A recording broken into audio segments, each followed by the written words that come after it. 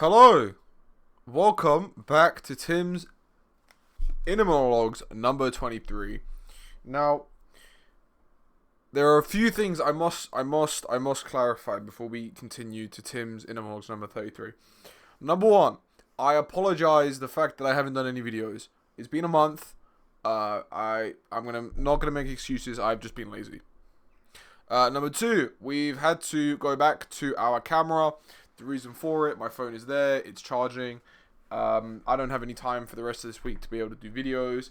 Yes, I know I said I was supposed to do them Saturday, but I guess things have got in the way. So for now, we're here, but hopefully this Saturday, if things go well, or next Saturday, whenever I decide to think of another idea for another YouTube video, I will do one.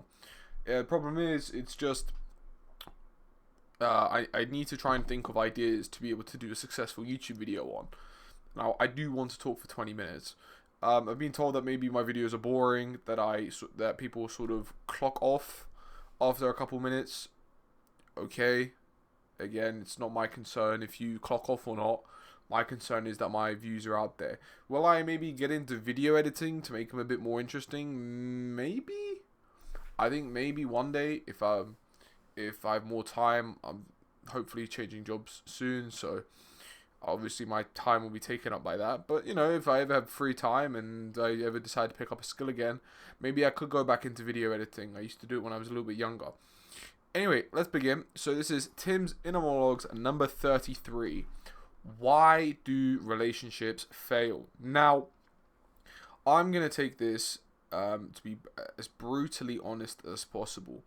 And I'm also going to take it from two perspectives. Perspective number one from a religious perspective, and perspective number two from a sort of old school perspective. So I am a very, very old school when it comes into relationships. Now, a lot of the things that I do often talk about is things that I recommend for everyone to do, and things that I obviously would apply in my relationship. Like, this is a pretty obvious thing. I can't tell you, oh yeah, so I would do this, this, and this, and then I to do the complete opposite of a relationship. I think it's a bit stupid and very, very hypocritical. It's like if I said, yeah, I have a clean diet and I don't eat any chocolate, and then I turn the camera off and eat 15 chocolate muffins and cookies, it kind of defeats the whole entire purpose. Also, I'm not wearing eyeshadow. I'm not an emo. I just didn't keep my guard up when fighting.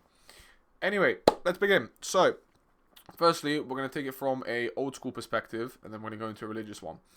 Why do relationships fail today? Why are so many people upset? Why do people struggle with relationships? And why is no one really getting married? So, we never had this problem. I must stress, this is a new problem, that people are getting into relationships that go nowhere. And the first thing is, and I guess it does tie into religion, is that nobody has Christ anymore in their relationship. The amount of people who are waiting for marriage, the amount of people who are saving themselves for marriage, the amount of people who actually want to get married, is quite astonishing.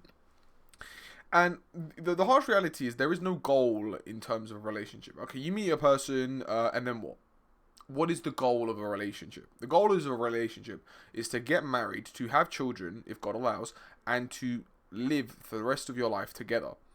But in today's society, we sort of have this idea that relationships are, or even not even relationships are sort of a label to put onto two people who have emotional connection towards one another, and who are either living together, or who are having premarital sex together, or maybe who even have children together. That is the term of a relationship in today's society. Now, you might be thinking, okay, Tim, well, what do you mean this is a recent problem? Well, back, let's take it back a few generations. Let's go, for example, where the boomers were. Because the boomers were less of this. I mean, yes, we had the hippie culture, revolution, yada, yada, yada. But if you look at it from a perspective, the majority of people met young, married quickly, and divorce is pretty much unheard of. The reason for it was a societal thing. It was taboo to have premarital sex. And again, it ties in with religion. Not waiting for marriage, waiting for the right person. Not believing in this idea of divorce. Divorce is a massive sham. You can't break something that God has created into two. So the idea was, when you would get into a relationship, you would find a nice young lady or man, and you would get to know them, you would marry them, and you would have children with them. It was not the other way around. You would not have children and then marry. A perfect statistic is within the African American community of 72% of children born in the African American community are unwed. Now, you might be wondering, well, why is that so important, Tim? Are you racist? Are you making a racist generalization? No, it's the first statistic that came to my head. The reason why I'm saying this is because if you look at the the families of African Americans, they are broken beyond repair. I think it's 90% or 80 or 90%. It's very, very high of people who are in prison come from a broken home. There is no father figure, no mother figure, whatever, or maybe there's no parents at all. And of course, their ideas and their lives are drawn to crime because it's the only way that they can make money. If your mum and dad are not there providing you with things, you have to do it yourself. And the harsh reality is, would you rather work at McDonald's for $11 or $12 an hour, or would you rather steal, do drugs to make money, maybe for your siblings or for yourself? So this is important. The idea that relationships had a goal to get to. It was to get to know one another, to marry, to have children, and to die together. This was, throughout all of society, the goal of marriage, the goal of a relationship. It was never to have fun, or, of course you can have fun in a relationship. I'm not saying get into a relationship and be bored out of your mind. But the idea of what people think is fun is very, very detrimental. The idea that having a lot of partners would see you as promiscuous, whereas nowadays it's completely normal. The idea that you can just hook up with anyone that you want, and that it's completely normalized, and that there's sort of no strings attached, which many people say, is again, it was never expected in the older generation. The idea that sex was reserved for marriage, for procreation, is something that up until about the contraception pill has been announced for. Yes, of course, you could say, well, what about prostitution? What about couples who had premarital sex beforehand? Okay, but the majority idea was that sex was left for a married couple to have children. Now, the idea of contraception, the idea of abortion, has heavily pushed this idea that sex is a pleasurable thing only, that it does not lead to children, and that if for some reason the contraception fails, you can just abort your children, which, by the way, is a whole topic within itself, which I will do, by the way. I will actually do a video on abortion and contraception. I probably will talk about contraception. I will actually talk about contraception in this. But the idea is that relationships are collapsing because there is no goal towards it. So that's an old view, right? There's no goal for a relationship. You get to know somebody, you get to kiss, but there's no goal, there's no end goal. It's why so many people are not getting married, is because to them it just seems like a day where you waste money and it's a piece of paper at the end of the day. And arguably, it does make sense. If you live your whole entire life as a married couple but you are not married, then of course the wedding day is something where it doesn't excite you. The idea of marriage, and again, this ties into religious values, but even if you were not religious, was the idea that two partners, a man and a wife, a man and a woman, would come together as one and start their own life together. This was the idea of marriage. It was for two lives to come together to start one, and this was ambulance. And this was the reason why marriage existed, was to bring two people into one. And then you would have your own life with them. This would be the exciting thing, is that you're starting a life with people. So, for example, the Christians and the Catholics do exceptionally well. We will wait for marriage to not have sex, which of course is difficult. I'm not going to beat around the bush, especially if you're waiting for a long time. And also, by the way, if you sit there and go, oh, you shouldn't be having these feelings, I'm sorry, but if you do not find your partner physically attractive, there's something wrong with you. You have to be physically attracted to marry someone. This is an obvious thing. But again, point stands. Now, of course, if you live your whole entire life, you know, you have premarital sex, maybe you have children, you live together before even getting married. How many times do I hear, "Oh, Tim, do you think that maybe you should live together? Do you think that maybe, oh, you guys have to try each other out to see if things work? Oh, it's going to be awkward, it won't matter to you." Well, the idea is this: you're ruining the success of a relationship. If you look at statistics, it shows that 1% of partners who pray together every single day divorce. And in that retrospect, if you look at a body count, I hate that term, but if you look at how many partners a woman has had, if it's less than one, if it's one or less, the chances of divorce is exceptionally slim. Whereas if we look at maybe 5 plus, the chance of divorce is 50%, and every 5 it adds an extra 30%, 50, 80, 90, and the chance of after 20 bodies, I think it's a 95% divorce rate. Because, well, what is the idea of sticking together if you've already tried it? Now, this is my idea. Marriage has become this ideal thing in society, where it is seen as another day to waste money, and it is effectively a paper certificate. How many people you know nowadays don't want to change their names? Oh, well, my woman won't change her surname for me. You ruin this idea that marriage is two lives coming together to form one. And of course, if you've already had this forming of one life together, well, then marriage has provided you with no genuine benefit. And whereas, for example, Christians will sit there and go, well, we want to get married to start a life together, to be able to live together, to be able to have children, and to be able to grow old. If you already have children and live together, there is no point in you getting married. This is the idea of our generation, because you've already lived the life of a married couple. Now, is it wrong? Absolutely, and I will go into that. So that's the perspective of why relationships are failing in an old school sense. We had this idea that love was exclusively for a married couple, and that was it. Of course, yes, you have the dating stages where you're romantic, you open the doors, you have flowers, you try to woo the family over and the woman over, of course. But the idea that it's just open to anybody. I mean, how many times do you see people having hookups? This was a reserved thing for married couples. How many times do you have people having one night stands or friends with benefits? There is this massive blur between what a married couple does and between what single people do.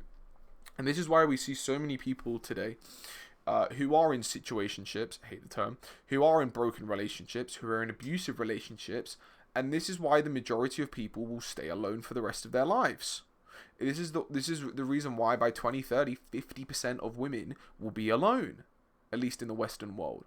Again, I can't validate that statistic, I've just heard it saying so many times. There is no clear line in society nowadays to define what a couple should and shouldn't do. So, this is it.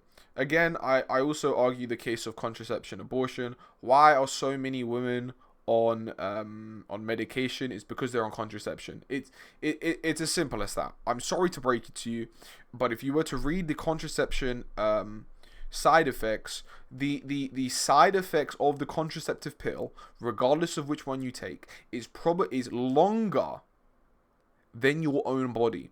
I'm 178 centimeters. If I was to go buy a contraceptive pill now, and I was to grab the side effects, it would reach to my feet, if not more.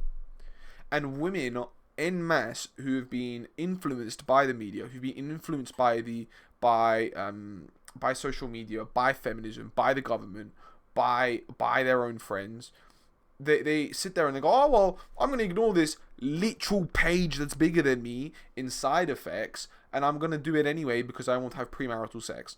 This is why so many women are depressed. So that's important. Also, again, I could talk about this for hours. Women and men see sex differently. This is an obvious thing. I'm not going to go into detail about it, but it's pretty obvious. Why are men less attached to sex than women? Why are there more female prostitutes than males? Because men and women see sex differently. Okay, so now the second perspective of religion. why are relationships failing who are not religious, and why are relationships succeeding when they are religious?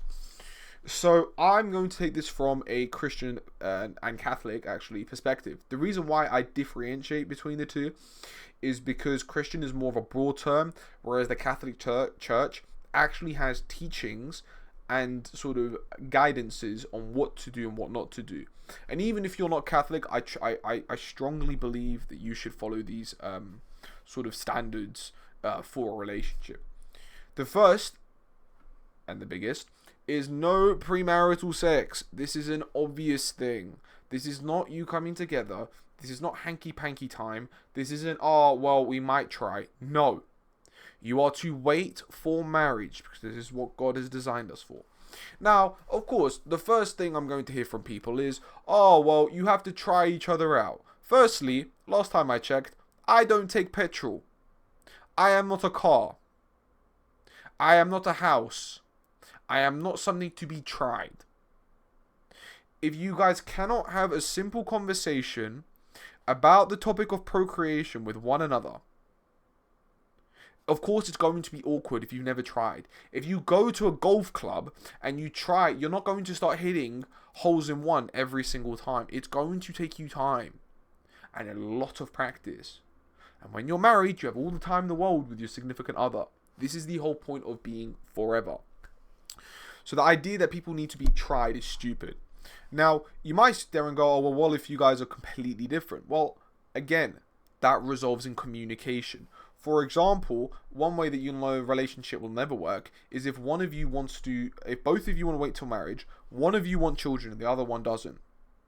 Well, it doesn't matter if you guys are sexually compatible, the outcome is going to have, one of them wants contraception, the other one doesn't. It's not going to work. If one of them disagrees with the church's teachings and the other one does, and the other one does agree with the church's teachings, the relationship isn't going to work. You can immediately put that away.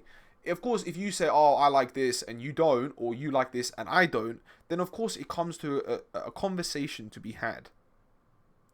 But major differences are a certain sign that relationships will not work.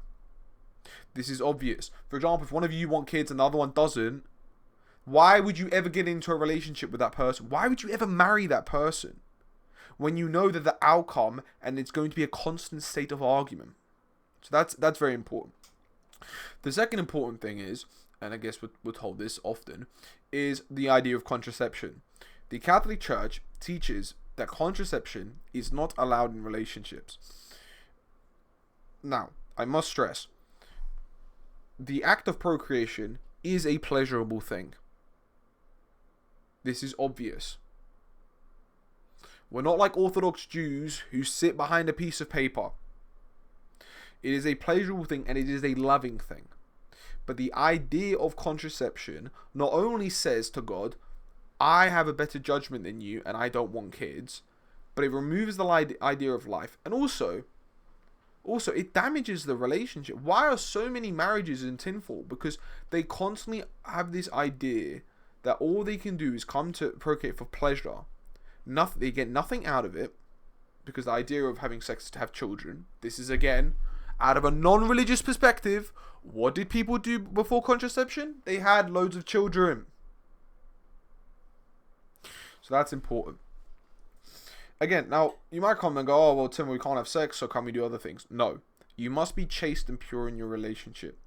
Their body is not yours, and your body is not theirs until marriage. The idea of marriage is for two people to come together as one, as God intended, to start a life together.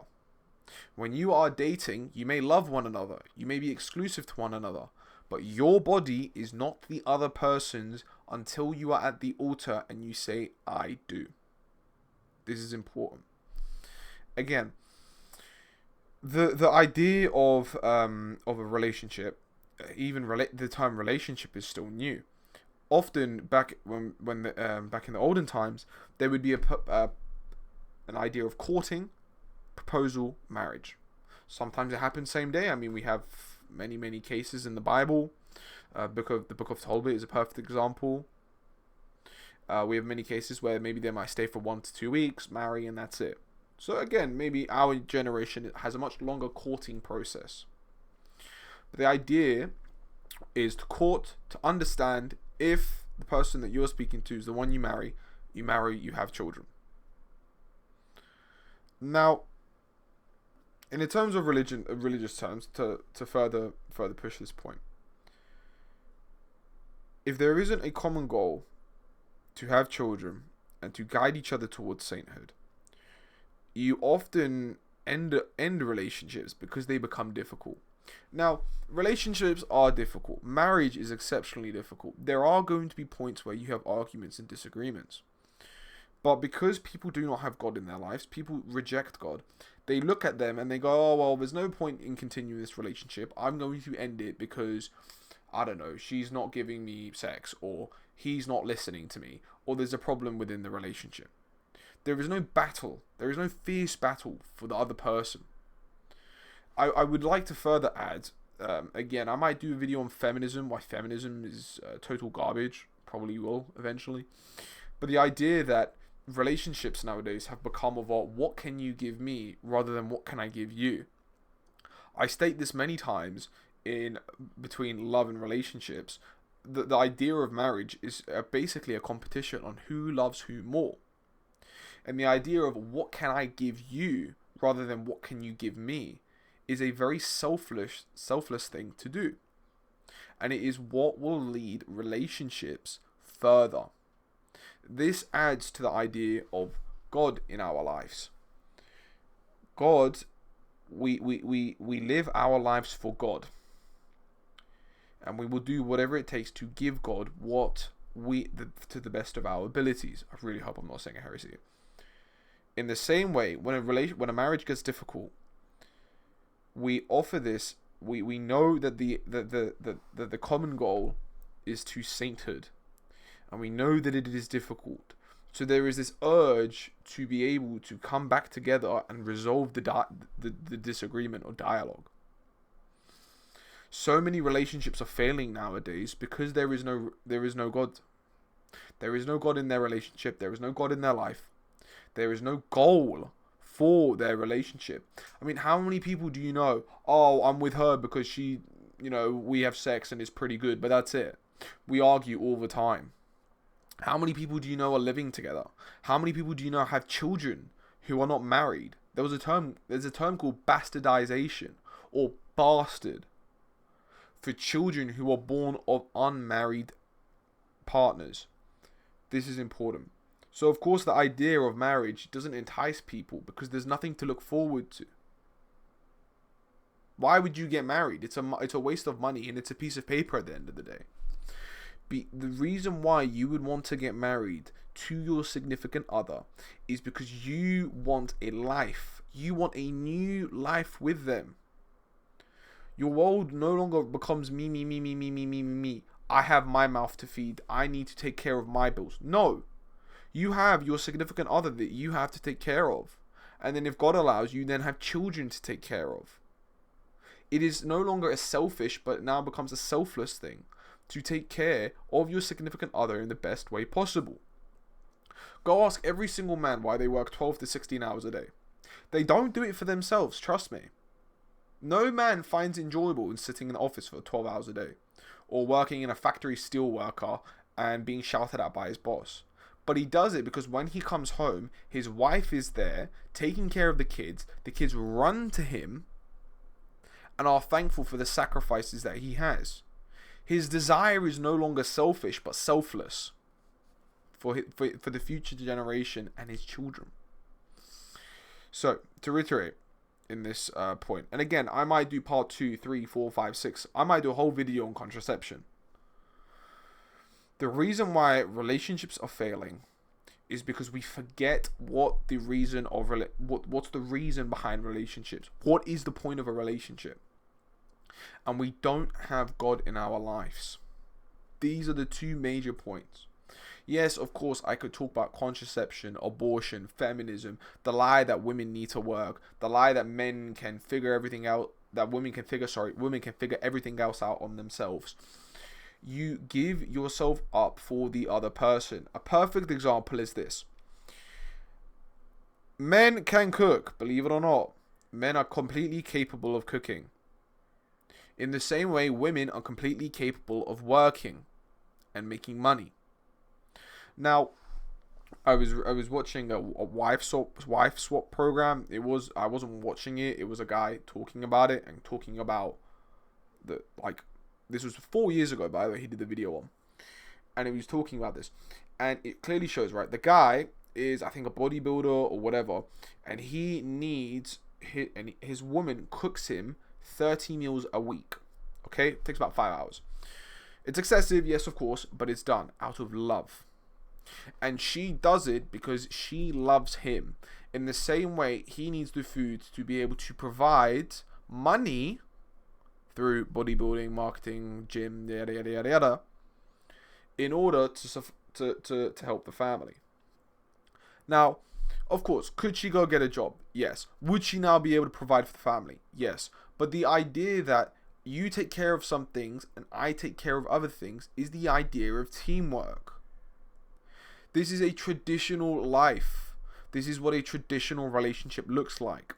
I'm going to take care of certain things that you don't want to do, and you're going to take care of certain things that I don't want to do. We are both aware that we can do the same thing. We are both aware that we can do the things we don't want to do, but we do the other thing for the other person. Look, a perfect example is of the idea, the growth of feminism. How many women really wanted to work? It was very minimal.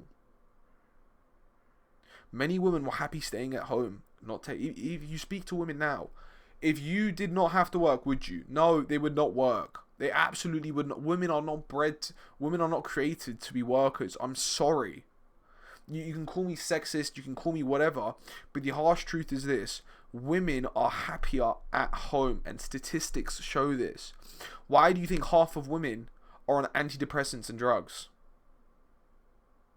Why do you think women are so unhappy in their lives? Because they are made to be they're working, they're constantly working. No, have you seen the smiles of women when they're around babies? Have you heard the time of, I've got, what's it called? Baby fever, the term of baby fever. Women are made to be at the home and to take care of their family and to love their family, and men are made to work. This is obvious. This has been a societal thing for thousands of years. And you might sit down and go, well, it's a misogynist way of thinking, Then explain to me why, let's say, the last 6,000 years, for example, or maybe even before, let's say the last 2,000 years or 1,000 years, why is it that every relationship has successfully been there? Why is it that you and I are alive today? Is because the man and the woman both have roles in society, and they complement each other. They don't fight against each other, they complement. So that's the end of the video. I hope you guys enjoyed. Again, if you're trying to get in a relationship, you must be chaste. You must keep these rules in place. And my tips and tricks are: keep chaste in the relationship, and it helps with loyalty in the marriage. Make sure that there is a defined goal for one another. So that's point number 2. There has to be a defined goal. Why are you in this relationship? 3, you must have common ground. Of course, I'm not telling you to agree on everything, but for example, if you guys can't agree on each other politically, you can't agree on each other's religiously, and you can't agree with each other on a political worldview, on your beliefs and your what's the point, and your morals, it's never going to work. What are you going to teach the kids? Well, if daddy's a Democrat and mummy's a Republican and mummy doesn't believe in genders but daddy does, how are the kids going to function? Who are they going to listen to? So that's point number 3. Point number 4, have God in your life and everything is solved. And I guess the final point is, understand that everything that you do has a reason, and you have to be selfless in all of your actions for a relationship to work. If your mindset is me, what can this woman give me? For example, let's say, I don't know, I'm suddenly married, for example. if I sit there and go, oh, well, my wife gives this and she cooks for me, she takes care of me, and, you know, we have sex, the whole shebang. And my thought isn't, oh, what can I give her? Well, then, of course, she's going to be unhappy in that retrospect. Of course, she's going to be upset in that retrospect. And of course, there's going to be tension within the marriage because her needs are not being met. If only my needs are being met and hers aren't, then of course there's going to be tension. Why do so many divorces happen? Because they don't communicate. People don't communicate, they are selfish in their actions, and they think that the world revolves around them, and it doesn't. Anyway, God bless you all. Have a fantastic week. Happy All Saints and All Souls Day. Pray for the souls in holy purgatory. If you've made it this far, and you don't think that the dead can be prayed to, I would heavily recommend 2nd Maccabees. Have a read. God bless. I might make part 2, 3, 4, 5, 6 on this. I'm not too sure. And I shall see you all in the next one.